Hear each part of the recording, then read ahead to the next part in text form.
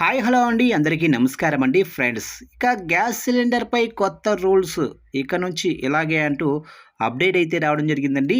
అయితే ఇందుకు సంబంధించిన పూర్తి వివరాలైతే మన వీడియోలో తెలుసుకుందామండి. ఆ కొత్త రూల్స్ ఏంటనేది వీడియో మాత్రం పూర్తి వరకు చూడండి ఫ్రెండ్స్. అప్పుడే మనకి పూర్తి సమాచారం అయితే తెలుస్తుంది. లేట్ చేయకుండా టాపిక్లోకి వెళ్ళిపోదాము.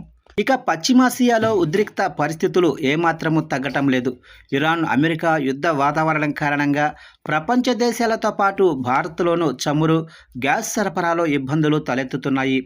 యుద్ధం కారణంగా ఇరాన్ హార్మోజ్ జలసంధిని మూసివేసిన విషయం తెలిసిందే. ఈ నేపథ్యంలో ముడి చమురు గ్యాస్ సరఫరాలో ఆలస్యమవుతుంది. అయితే దేశంలో నెలకొన్న ప్రస్తుత పరిస్థితి దృష్ట్యా ఎల్పీజీ విషయంలో కేంద్ర ప్రభుత్వం కఠిన నిర్ణయాలు తీసుకుంటుంది. ఇక కొత్త రూల్స్ ప్రకారం భారత్లోనే ఏ కుటుంబం కూడా ఒకే అడ్రస్పై ఎల్పీజీ అలాగే పిఎన్జి రెండింటిని కలిపి ఉంచుకోవద్దు.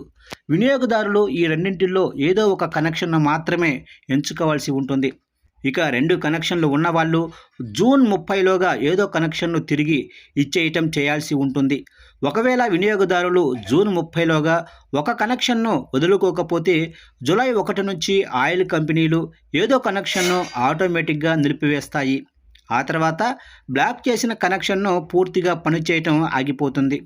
ఈ కొత్త నిబంధనను తీసుకురావడానికి గల కారణాలు చూస్తే చాలా నగరాల్లో ప్రజలు సురక్షితమైన చౌకైన సౌకర్యవంతమైన పిఎన్జి కనెక్షన్కు మారినప్పటికీ బ్యాకప్ ఆప్షనల్గా ఎల్పిజి సిలిండర్లను అలాగే ఉంచుకుంటున్నారు. ఇక దీనివల్ల గ్యాస్ సరఫరా వ్యవస్థపై అదనపు భారం పడుతుంది. దేశంలో బ్లాక్ మార్కెటింగ్ దందాను అరికట్టడానికి, అనవసరమైన డబుల్ గ్యాస్ సరఫరా తగ్గించడానికి, అలాగే దేశవ్యాప్తంగా కూడా మరింత సమర్థవంతమైన ఇంధన వినియోగాన్ని ప్రోత్సహించడానికి ప్రభుత్వం ఈ నిర్ణయం తీసుకుంది. ఈ మేరకు Indian oil corporation, Bharat petroleum, Hindustan petroleum వంటి ప్రముఖ ప్రభుత్వ రంగ ఆయిల్ కంపెనీలు ప్రస్తుతం ఈ నో డ్యూయల్ గ్యాస్ కనెక్షన్ విధానాన్ని అమలు చేయటం ప్రారంభించాయి. ఇక గ్యాస్ కనెక్షన్ను సరెండర్ చేసే విధానం చూస్తే ముందుగా వినియోగదారులు మీ సంబంధిత గ్యాస్ ఏజెన్సీ ఆఫీసుకు వెళ్ళాలి. అక్కడ గ్యాస్ కనెక్షన్ సరెండర్ ఫామ్ను పూర్తి చేయాలి. మీ వద్ద ఉన్న గ్యాస్ సిలిండరు అలాగనే రెగ్యులేటర్ను ఏజెన్సీకి తిరిగి అప్పగించాలి. దీని ద్వారా ఏజెన్సీ వారు మీకు ఒక సరెండర్ సర్టిఫికెట్ ఇస్తారు.